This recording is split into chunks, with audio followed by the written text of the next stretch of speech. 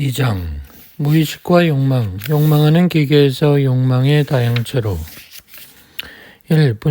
분열 분석의 대상 들레즈와 가타리 자신들이 말했듯 전의 구원은 어느 구원이든 독립적으로 읽을 수 있다. 이미 리좀에 대한 구원에서 밝히고 있듯 서론에서 시작하여 결론으로 끝나며 각각의 장들이 유기적 체계를 이룬다. 그럼에도 불구 그 책의 첫째 구원은 서론이었고 실제로 서론이란 제목을 달고 있다. 마지막의 결론이 유기적인 책의 결론이라기보다는 다양한 고원들에서 찾아낸 개념들의 지도였다는 점에서 통상적인 책의 결론과 다르다. 각각의 구원은 나름 명시적 주제가 있고 그것을 다루는 이유가 명시되어 있다.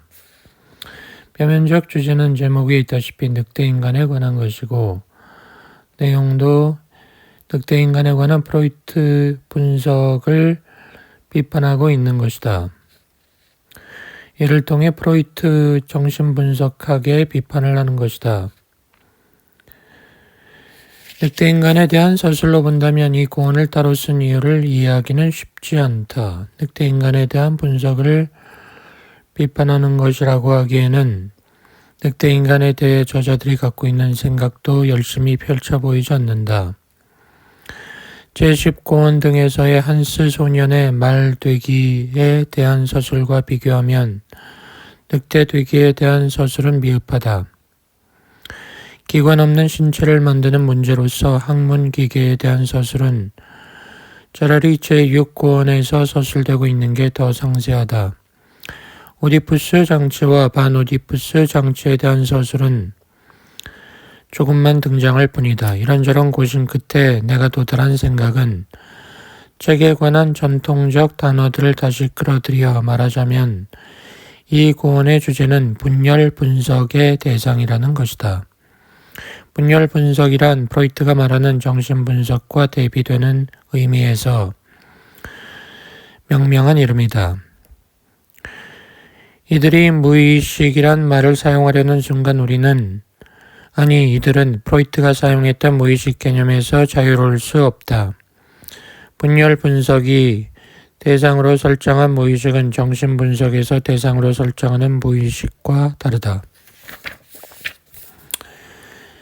이 고원의 주제는 분열 분석의 대상인 무의식이다. 주의할 것은 이 무의식이란 개념이 프로이트를 통해 상식이 되어버린 무의식과 다르다는 것이다. 들레즈와 가타리가 말하는 분열 분석이 뭔지 알기 위해서는 약간의 우회가 필요하다.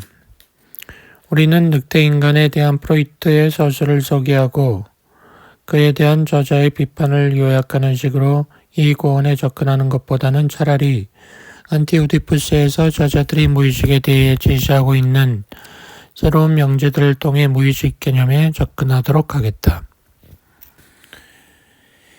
이 안티오디푸스 욕망으로서의 무의식 1. 정신분석학에서 욕망의 개념 프로이트는 모든 욕망의 근저에서 성욕을 본다. 명제의 형식으로 요약한다면 모든 욕망은 본질적으로 성욕이다 라고 할 수 있다. 프로이트가 집요하게 우리에게 보여주고자 하는 것은 모든 성욕은 본질적으로 어머니에 대한 성욕이고 어머니와 자려는 욕망, 어머니의 남근이 되려는 욕망이라는 것이다. 모든 욕망은 본질적으로 어머니에 대한 욕망이다. 이 명제는 필연적으로 욕망의 억압을 말하는 세 번째 명제를 요구한다. 이런 욕망을 그대로 방치하면 인간은 아버지를 죽이고 엄마와 자려는 동물적인 욕망으로 야수가 될 것이기 때문이다. 불경스럽고 끔찍한 욕망을 거세로 위협하며 아버지가 등장한다. 이런 점에서 아버지는 법과 질서, 문화, 문명을 대변하는 것이다. 아버지에 의한 1차적인 욕망의 억압은 문명화된 모든 인간적 질서의 출발이다. 이를 세 번째 명제라고 부른다. 이에 따라 어머니에 대한 욕망은 억압되거나 승화되어 다른 대상을 찾는다. 쾌락 원칙에 따라 움직이는 것이기 다스 이드는 그것은 아버지로 상징되는 내면화된 문명 초자아와 충돌하여 현실의 원칙에 따라 움직이는 자아 에고에게 자리를 내준다. 그러나 이렇게 억압된다고 해도 욕망 자체가 해소되는 건 아니다. 억압된 채 무의식에 남아 꿈이나 환상과 같은 변형된 형태로 다시 나타나거나 문학이나 예술처럼 암묵적 형태로 다시 나타나거나 법적인 금지에서처럼 부정적 형태로 다시 나타난다. 오디푸스 컴플렉스로 인해 직접적으로 나타날 수 없게 된 욕망은 이제 말할 수 있는 것과 말할 수 없는 것, 드러낼 수 있는 것과 드러낼 수 없는 것 사이에서 다양한 표상들로 다시 나타나게 된다는 것이다. 오디푸스나 햄릿에서 조현실주의자에 이르는 다양한 예술, 혹은 마치 발기한 난금처럼 솟은 건물들, 아니면 말실수 농담 같은 언어적 상징들, 꿈이나 환상 같은 수많은 표상들이 그런 무의식이 드러나는 영역이 된다. 삶은 무의식이 펼쳐지는 극장이 된다. 이 안티오디푸스에서 욕망의 개념, 반면 들레주와 갓다리는 안티오디푸스에서 이와 다른 방식으로 무의식을 정의한다. 욕망을 성욕화하는 것도, 그것을 엄마, 아빠, 나의 오디푸스적 삼각형에 가두는 것도, 그리고 무의식을 표상들을 산출할 뿐인 극장으로 만들어버리는 것도 올바른 개념이 아니라는 것이다. 프로이트보다는 니체에 근접해 있는 입장에서 이들은 욕망을 성욕에서 구해내고자 할 뿐 아니라 인격화되고 인간화된 욕망 개념에서도 구하고자 한다.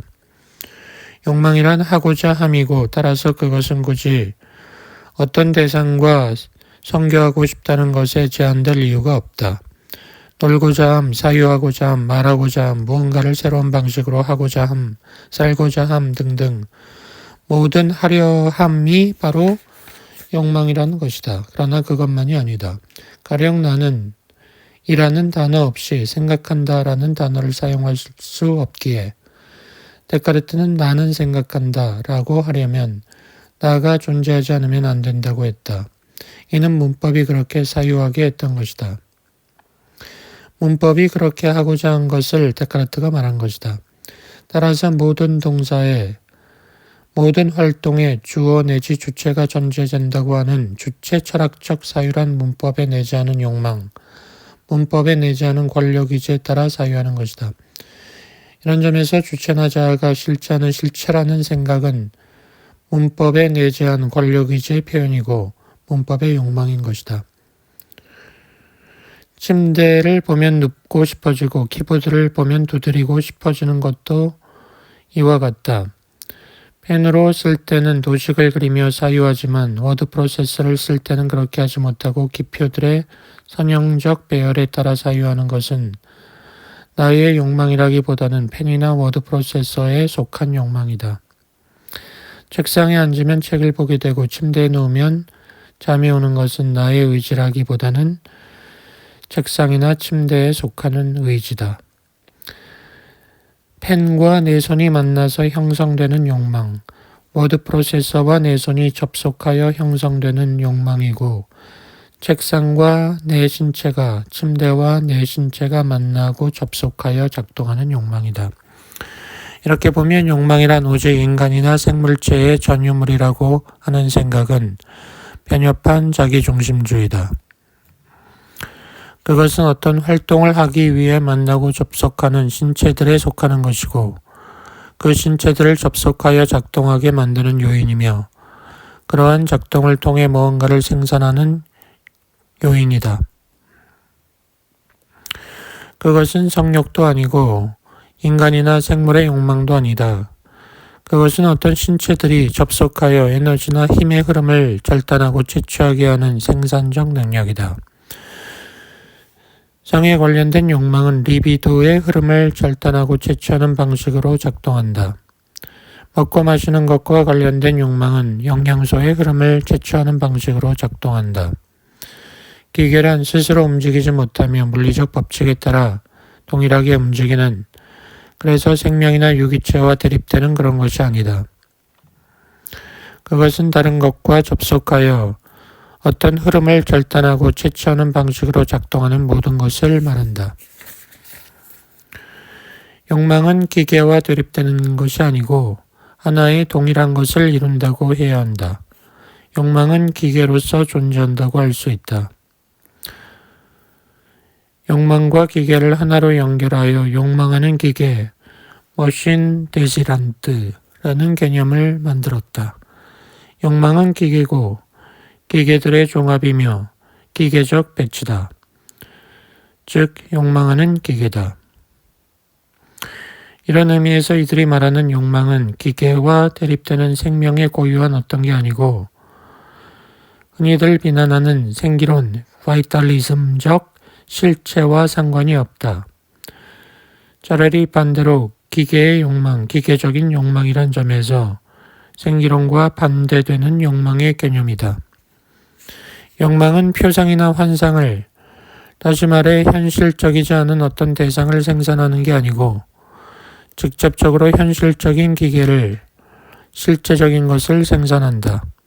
욕망하는 기계들은 아무것도 표상하지 않고 아무것도 기호화하지 않으며 아무것도 의미하지 않는다. 욕망하는 기계란 바로 우리가 그것으로 만들어내는 것이고 우리가 뭔가를 만들 때 사용하는 수단이며 그것들 스스로 만들어내는 것이다. 욕망하는 기계는 현실적인 것을, 기계를 생산하고 작동시킨다. 이런 활동을 생산이란 단어로 표시하는 것은 적절하다. 그런데 그것은 욕망의 활동이며 욕망을 정의하는 활동이기에 욕망과 동일한 외연을 갖는다. 그래서 들레주와 가타리는 욕망하는 기계의 활동을 두 가지 개념을 다시 하나로 연결하여 욕망하는 생산, 프로덕션 데지란트라고 명명한다. 욕망은 기계를 통해 작동하는 의지로서 기계로서 존재하며 기계를 통해 어떤 흐름을 절단하고 채취하여 현실적인 뭔가를 생산한다. 그러나 접속하는 항이 달라지면 다른 기계가 되고 다른 욕망이 작동한다. 어떤 하나의 기계에서 다른 기계로 변환된다는 것은 기존의 욕망, 기존의 생산을 중단하고 다른 욕망에 따라 다른 것을 생산하는 다른 기계가 된다는 것이다. 기관 없는 신체란 특정한 기계가 다른 기계로, 특정한 욕망이 다른 욕망으로 변환되는 내재적 장이라 할 수 있다. 기관 없는 신체란 흐름의 연속체이고 흐름이 집중되고 분산되는 장이며 그 집중과 분산의 양상, 그 집중의 강밀도에 따라 그때그때 다른 기관, 다른 기계가 만들어지기도 하고 사라지기도 하는 장이다. 욕망하는 기계들이 만들어지고 변형되는 터전이다. 욕망하는 기계들의 생산에 사용되는 진료이고 진료의 흐름이다. 부분 대상이란, partial object란 프로이트가 묵시적으로 사용한 적이 있지만 클라인이 대상관계 이론에서 발전시켰던 개념을 차용한 것이다. 클라인에 의하면 유아의 지각이나 감각은 즉각적인 만족을 추구하는데 이는 몸 전체가 아니라 엄마의 젖가슴과 같은 부분적 신체를 대상으로 갖는다고 한다. 일체적 부분 대상은 엄마의 젖가슴이지만 이것 말고도 학문기적 쾌감의 대상인 똥이 부분 대상에 속한다. 여기에 락강은 목소리와 시선을 추가했다. 부분 대상이란 신체가 하나의 유기체로 전체화되기 이전인 유아기의 아이들에게서 나타나는 욕망과 대상 관계를 설명하는 개념이다. 들레주와 가타리는 부분 대상이란 개념을 유기체적인 기관과 달리 부분적 신체 간의 접속에 의해 작동하는 기계 개념과 연결하여 사용한다. 아이의 입은 오로지 엄마의 가슴만을 욕망의 대상으로 하여 접속하며 두 항이 접속하여 유선의 흐름을 절단하고 채취하는 방식으로 작동하는 기계가 된다는 것이다. 욕망, 아니, 욕망하는 기계나 욕망하는 생산과 그것의 진료가 되며 기존의 기계를 탈형식화하여 가공되기 이전의 흐름 그 자체로 되돌리려는 반생산으로서의 기관 없는 신체가 바로 안티오디푸스에서 무의식의 동력학을 구성하는 두 가지 요인이다. 무의식이란 기관 없는 신체상에서 욕망하는 기계의 생산이고 그것의 변형이며 그러한 생산과 반생산, 변형을 야기하는 리비도의 투여, 인베스트먼트이고 그러한 투여의 양상을 규정하는 욕망의 배치라고 할 수 있다. 즉 무의식은 기관 없는 신체 위에서 리비도의 투여를 규정하는 욕망의 배치라는 것이다. 따라서 무의식을 다루는 것은 지원되고 응축되어 표상의 형태로 만들어지는 징후들의 기호학이 아니고 현실적이고 실제적인 것을 만들어내는 물리적인 강밀도의 생산, 기계들의 생산, 기계적 배치, 그리고 그와 상관적인 엄표 행위의 배치를 다루는 물리학이어야 한다는 것이다. 욕망하는 기계가 그것이 무엇과 접속하는가에 따라 얼마든지 달라질 수 있는 것이라고 할 때 그 기계화된 욕망의 본성은 이웃항에 따라 달라지는 것이다. 욕망은 고정된 어떤 본성도 갖지 않는 것이다.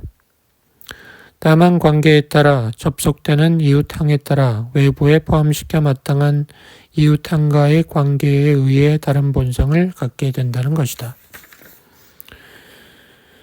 들레즈와 가타린은 단언한다. 무의식에게는 부모가 없으며 무의식은 고아라고 말이다. 오디푸스는 어떠한가? 이미 프로이트는 오디푸스라는 이름을 이용하여 욕망을 그리스라는 기원적인 세계로 소급시킴으로써 인류의 태생부터 존재한 어떤 것으로 만들었다.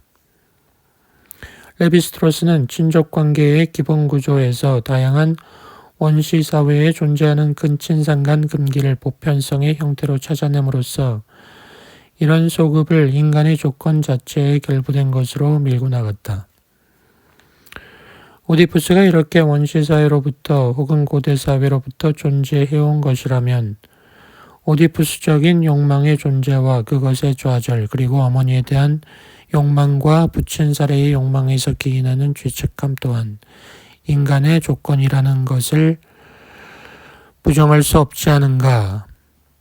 하지만 신화에 대한 연구를 통해서 레비스트로스는 이제 오디푸스 문제를 근본적으로 다른 방향에서 포착했다. 들레즈와 가타린은 이렇게 말한다. 오디푸스는 신경증 환자의 어린 시절의 감정이기 이전에 무엇보다 먼저 편집증적 어른의 관념이다. 아들을 오이디푸스화 하는 것은 편집증적인 아버지다. 죄책감은 아들이 체험하는 내면적 감정이기 이전에 아버지에 의해 투사된 관념이다. 정신분석의 첫 번째 과오는 마치 사태가 아이와 더불어 시작된 듯이 이를 처리하는 것이다.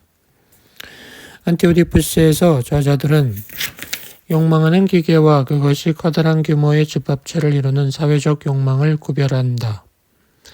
이와 상응하여 욕망하는 기계와 사회적 기계라는 개념을 구별한다. 전자가 미시적인 것이라면 후자는 거시적이라고 한다.